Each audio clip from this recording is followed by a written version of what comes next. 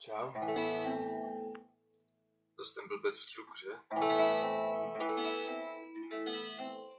Tohle je písnička od Johna Lennona, jmenuje se to Working Class Hero.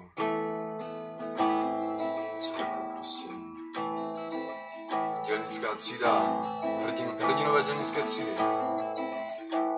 Lennon to napsal, myslím, nevím, v 80. letech. Při tom incidentu, když spadli ti dělníci z toho mrakodrapu. Bylo časté, no, ti dělníci prostě padají. Takže to pro všechny, kdo v práci potí krev. As soon as you're born, they make you feel small. By giving you no time instead of a doll. Till the pain is so big you feel nothing at all. A working class hero is something to be. A working class hero is something to be.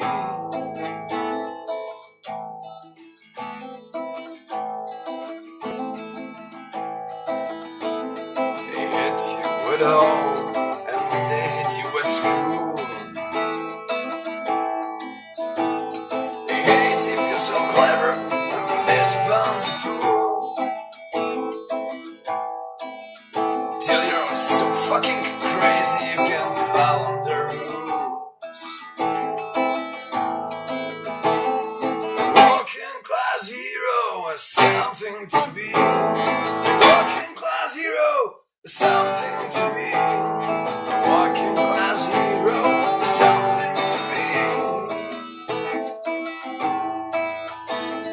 Už mi zásl telefon, takže už to nedospívám. A už nějakou jinou třeba. To je fajn. A není nutno, aby bylo přímo veselo. Dobré. A mně nesmí být i smutno. To je rozumím. To ne, to zdá. Počkej znovu ještě raz. A není nutno, aby bylo přímo veselo. A mně nesmí být i smutno, na to, že by se brečelo.